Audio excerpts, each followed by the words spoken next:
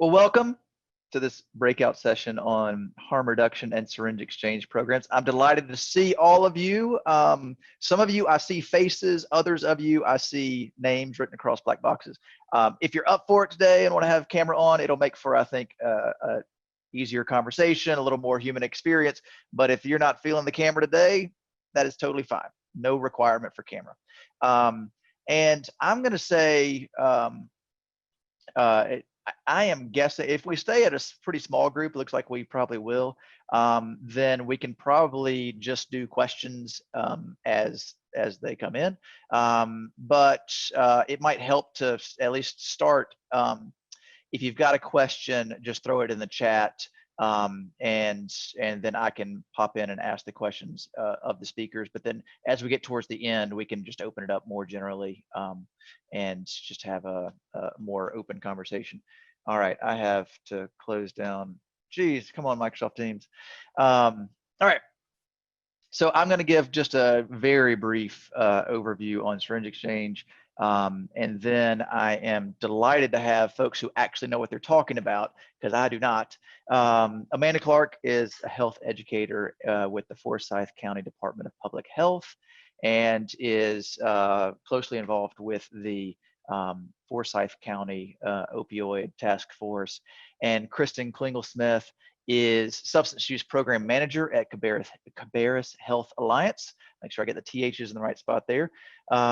And is also involved with the Cabarrus opioid response team and has been closely involved with the Syringe Exchange program there. All right. Now, many of you already know, but I just wanted to make sure that we have a general baseline of syringe exchange programs and harm reduction. Sometimes when we hear syringe exchange program, folks think it's all about syringes, and certainly that's a piece of it, but it's more than just that. A syringe exchange program, a harm reduction strategy is about connecting with people. It's about providing health care and connecting folks to the things and the people that they need.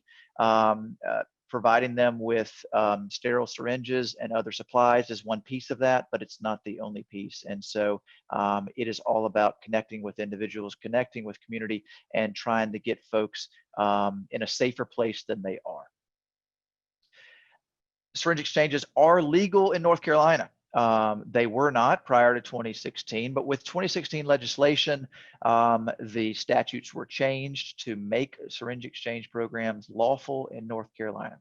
Now, there are some caveats that go along with that. The statute requires that if there is a syringe exchange program, it's got to be providing sterile injection supplies. It's got to be providing syringe disposal. There's got to be security for the site, and then referrals or access to safety, treatment, substance use treatment, mental health, and naloxone availability. Syringe exchanges that are operating lawfully do have to be registered with the Division of Public Health. And let's see here.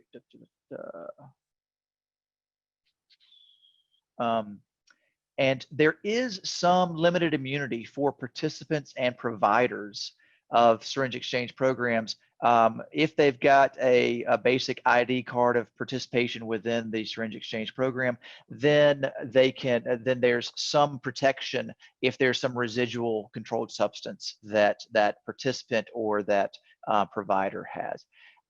The reason I got involved with this, the reason that I've kind of am related to syringe exchange programs, is because it came up in my work with cities asking, how do we zone for this? So I'm a land use lawyer, I'm a city planner, and as there were syringe exchange programs opening up in bookstores, in church basements, in other places, there were neighbor concerns and neighbor opposition, and there were questions from cities asking, well, this isn't in our zoning ordinance. There's not a use listed for syringe exchange program. So how do we deal with this? Where does this fit? What categories does this go in? And so that was it's a example of how our narrow work at the School of Government kind of opened up to a much broader issue and a recognition of needing to work more broadly than our narrow issues. But if you're interested in that, if you've bumped into zoning challenges or zoning issues with regard to syringe exchange programs, there is a blog that I put out on the Coach Cannon's blog a couple of years ago concerning land use zoning and syringe exchange programs and some ways of thinking about that. All right. So with that, that's my very brief and basic intro to syringe exchange programs. And so I'm going to end my screen share, and I want to, let's see, let me make this a little bit bigger.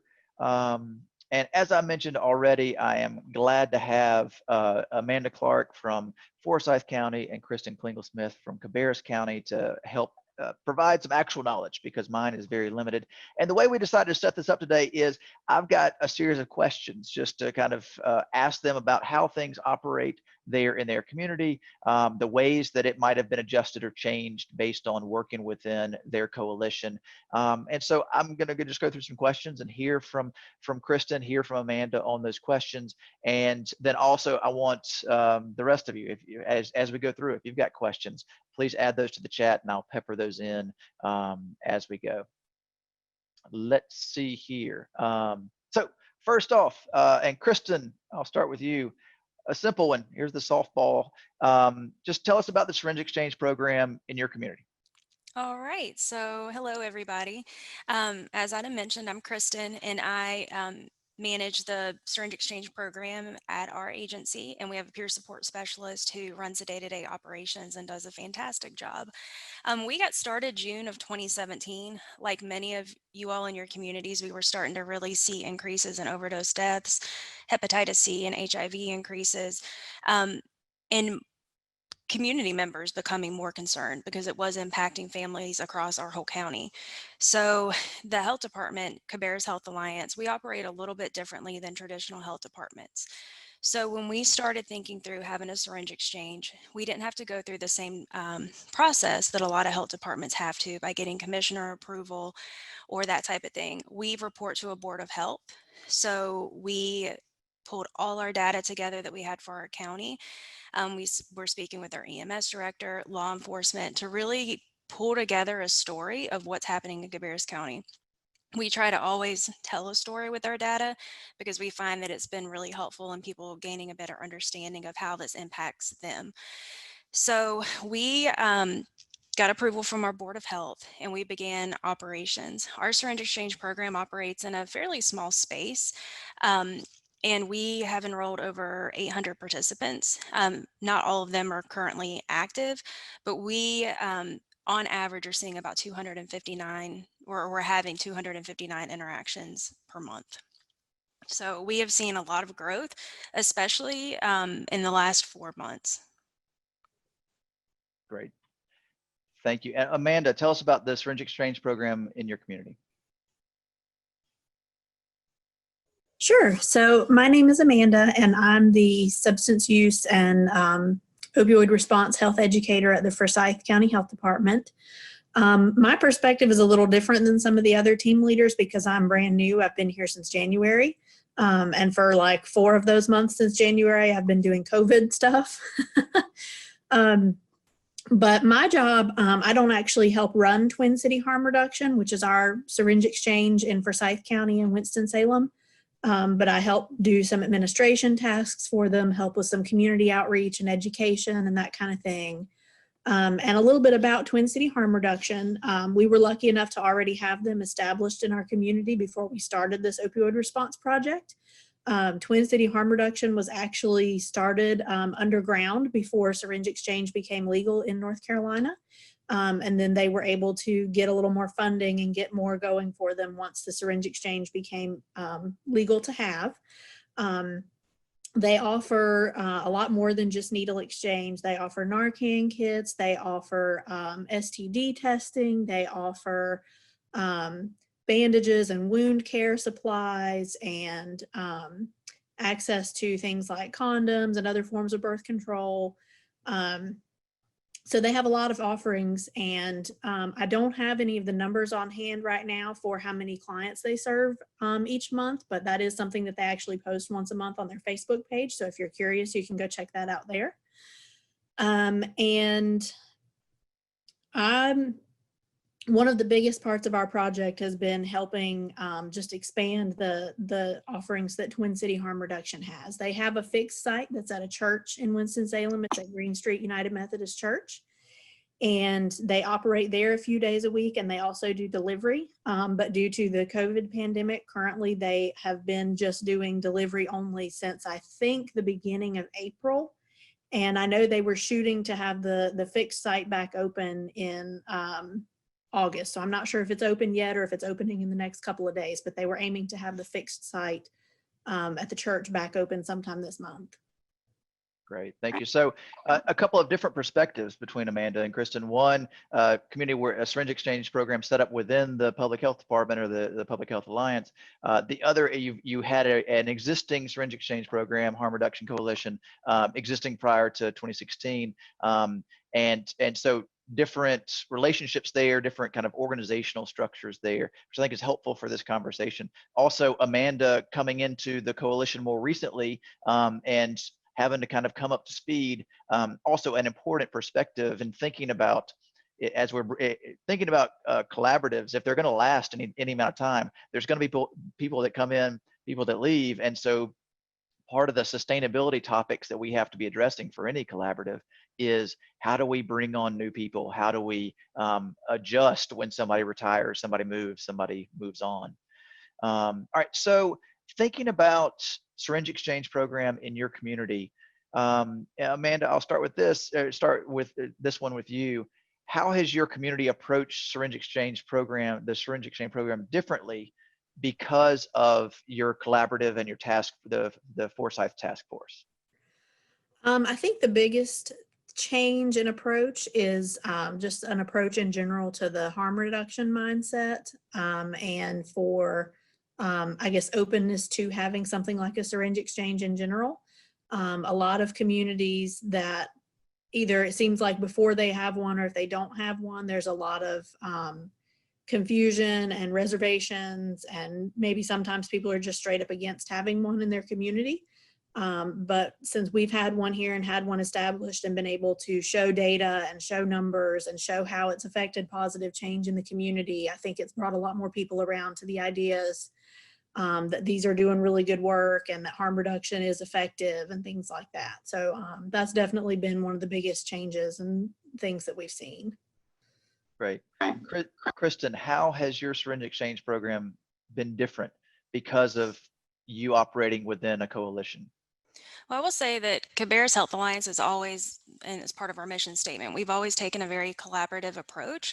So there wasn't a whole lot different with that. What I would say is with our Substance Use Coalition, that was a group of individuals who we've been meeting since 2014.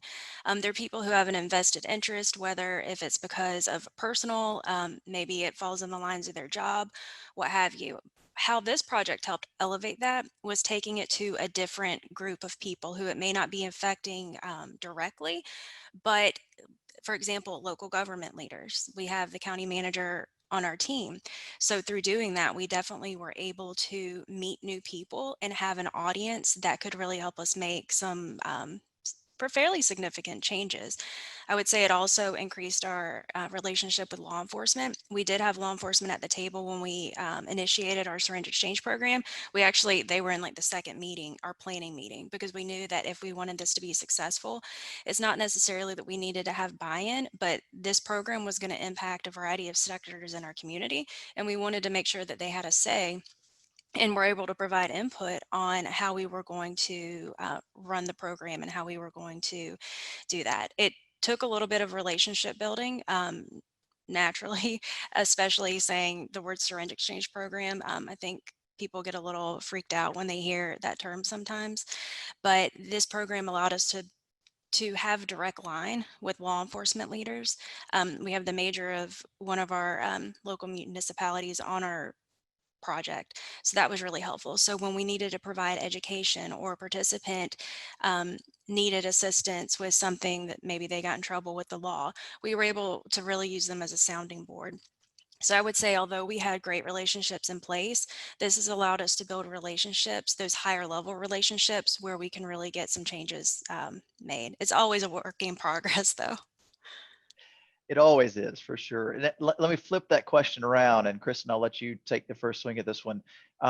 So the first question was, how was the Syringe Exchange program different because of you working in a collaborative?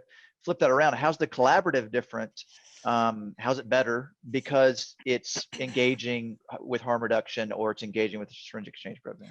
I think a big focus for the collaborative was the need to start reducing stigma for mental health and substance use. So by us working together, we were able to kind of take out the fear element of what a syringe exchange program really is and what it provides. And I think there really was a shift in mindset of it's not a program that enables, it's a safe space where people can come to get advice, to gain skills, whatever the case may be. So I think they were able to see Syringe Exchange in a different light. We welcomed everyone to come visit Syringe Exchange. I think a lot of times there's a narrative created in our head when we're unsure about something. So we definitely encourage people to lean into that uncomfortable feeling and just come for a visit and see how it really operates and how impactful it is. When it comes to stigma reduction language, the county, I think, has really tried to change how we speak about substance use and understanding that the words that we use can definitely impact somebody's life, and it also impacts the way others perceive you. So I would say that we've helped maybe reduce some of the stereotypes, some of the fear, and again, allowed it to be an open door of transparency to say, hey, come look at what we do if you're uncomfortable or if you have any questions. And it's okay if at the end of the day you're still not comfortable. Everybody has a sliding scale of comfortability when it comes to harm reduction.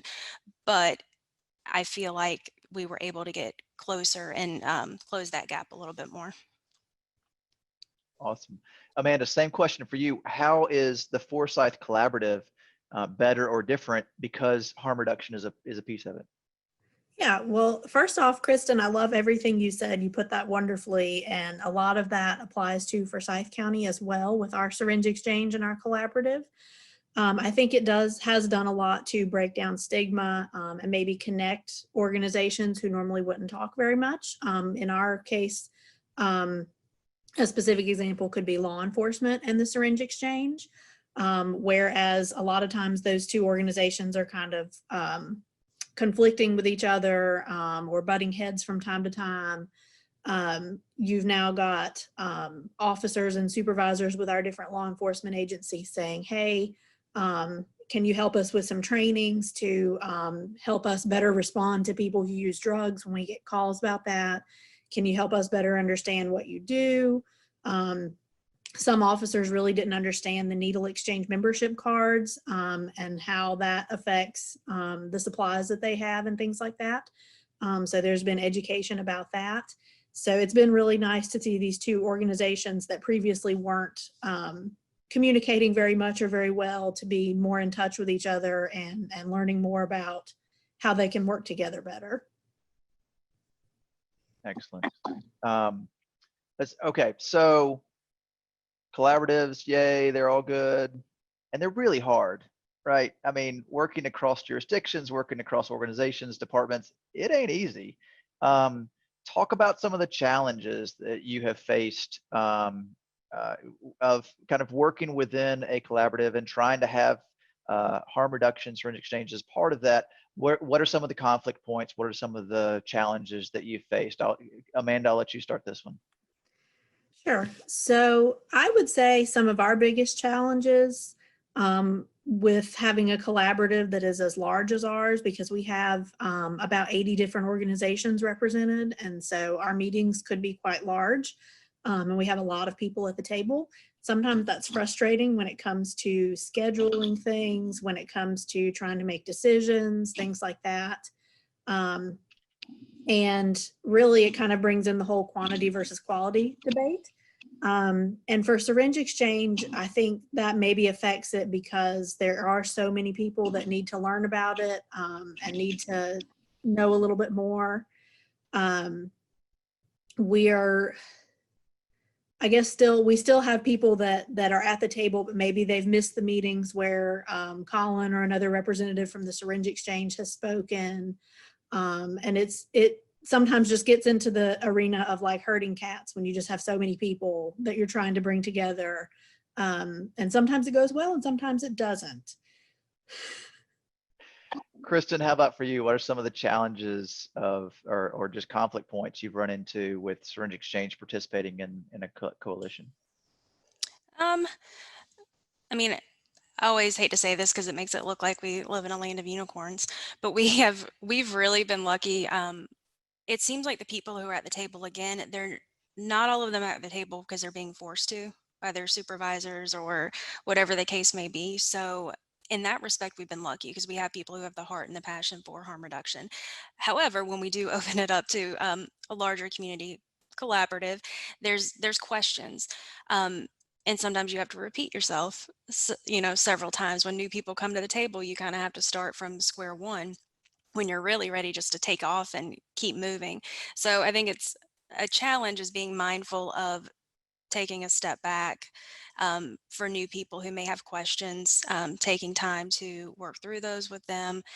Um, I think whenever there's a group together, like Amanda was saying, when the herding cat analogy, if people have different agendas, then it does make it very hard. I also think a challenge is I feel like over the past couple of years that people have been they've become very open to opioid projects and using the word opioids. But then when you talk about addiction, there's more of a level of discomfort there, especially when we start talking about meth or crack or anything like that. It's kind of like, oh, we need to be talking about opioids. So I'd say some of the challenges, since we've made everything so opioid specific and like the titles and the languages that we're using, sometimes I think it takes people off guard when we start talking about harm reduction techniques for other drugs, or maybe laws that can be expanded to include those other drugs. So I would say that's probably one of the challenging pieces right now. Or another example is the word syringe exchange. Now it's a syringe service program, which I think is a great shift in title, because there was definitely that perception of you only supply syringes. And oddly, that got to a point where people seem to be a little more comfortable with it. But then when the word cookers and cottons and all that started being talked about, it's like, whoa, whoa, whoa, whoa. You said this was a syringe exchange program. You're also providing supplies that help them cook their drugs. And so then that was a whole nother level of education that we had to provide. But that's where the law enforcement contacts worked out really handy, because we encouraged them to call us if they had any questions about any of the supplies. We even created a handout that listed all the supplies that we offer. And I think that helped kind of mitigate some of the issues that we potentially could have seen. Yeah, great. I would jump in to agree with you on that as well, Kristin, with what you said before, the thing you said before just now. My mind is not working very well this morning, but that's something that we've dealt with as well. So I'm glad you brought that up. Great. And I wanted to take a brief moment and welcome and say hello to Alyssa Kittles from the State Public Health Office. Alyssa, you want to give a quick intro? You already did on the group chat, but I wanted to give you the opportunity here. Thank you. Yeah, and I don't want to take too much time, and I know I see a lot of familiar faces on the call, so great to see you, Kristin, Samantha, and others. But I just wanted to mention that I am new to the State Health Department, and I oversee the North Carolina Safer Syringe Initiative. So if you are in a community that's looking to start an SSP or really need any support in your program, we provide a range of resources, information, training, and technical assistance. Actually, Colin Miller, who's the co-founder of Twin City Harm Reduction Collective, is one of our TA leads. And so we have a lot of resources to support you all. But I think one of the biggest pieces is the peer learning and all the great work already happening and that we're hearing about today. So I want to make sure we have a chance to focus on that, but wanted to let you all know that we're available to answer questions or connect you with other programs or share resources if that would be helpful. So thank you for letting me introduce myself and look forward to hearing more. Awesome. Thank you, Alyssa, and thank you for your work. All right, so the next topic of discussion is the topic of discussion that is overarching everything right now, COVID-19, and dealing with whatever used to be our normal under a global pandemic and social distancing and all the rest. So, Kristin, how are you? How's your Syringe Exchange adjusting? How is your collaborative adjusting to this strange new world we're in? Well, Syringe Exchange definitely has seen its share of changes over the past few months, to the extreme of we completely moved spaces for a few months. When COVID hit, well, one, let me tell you about our physical location. We're located, it's called the Care Center, but within the Care Center is also our negative pressure room. So as you can imagine, that became kind of highly utilized early on in the pandemic. So we voluntarily found a new spot in our agency that actually worked out perfect. It was a conference room that was in the back of our building, and there was actually a door that's back there. So participants were able to get temperature checked at the front, and then they would be given a card. So Stephanie, our peer support, would know that they had been temperature checked, and then they could come in the back door and leave the back door. So that kept traffic flow throughout our building to a minimum. We always, when we started this program, we wanted it to be a space where people could come in, sit, take a breath, and for that to be, for some people, the calmest part of their day. Just come as you are, have a seat, get a bottle of water, let's have a snack, we'll get your stuff together. Is there anything you want to talk about, to building those relationships? We also didn't want it to ever feel like a us versus them, especially being at more of a government facility. So we would keep the door open, and that we have a sliding window. We would keep the window open because we really wanted it to be a organic exchange. We also did not want people to feel stigmatized or judged coming into our space. But now with COVID, we've had a kind of, we still maintain the same quality of care that we've always tried, but we're wearing a mask. We're requiring people to get temperature checked when they come in the front door. We're treating people as if they're infectious. And that was kind of the opposite direction that we wanted to head. So although we're doing it for their safety and for ours, we'll be glad when we can begin operations where people can come in, hang out, not have to wear a mask, not have these prerequisites just to receive care. Amanda, how about in Forsyth? How are things changing? How are y'all adjusting and being flexible?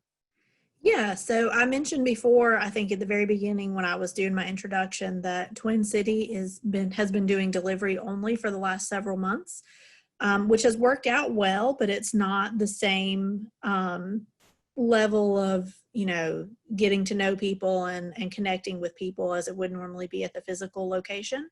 And of course, there's going to be changes when the physical location is opened back up as well. So normally Twin City is set up in the basement in like what more or less would be like a Sunday school classroom type thing in a church. So it's a little bit of a maze getting in the church and down to the basement and into the right room, but it's just one small room. And so whereas normally maybe a couple of people could come in at a time and get their supplies and, like Kristin was saying with theirs, have a snack, hang out, talk for a little bit, that kind of thing. When the physical site opens back up, for at least for the time being, you won't be able to do that. Masks and social distancing and temperature checks and the whole 9 yards with that will be in place. And so it'll be a little bit harder to continue building those relationships with people for the time being, I think. And even with the delivery, the way that they've been doing the delivery is, knocking on doors or leaving the bag of supplies, with someone and then backing up at least 6 feet or more and letting them, collect it and ask if they have any questions or anything else like that. So it's a lot harder to connect with people, and it's definitely not as relaxing or judgment-free of an atmosphere as it would normally be. Got it. All right. Thank you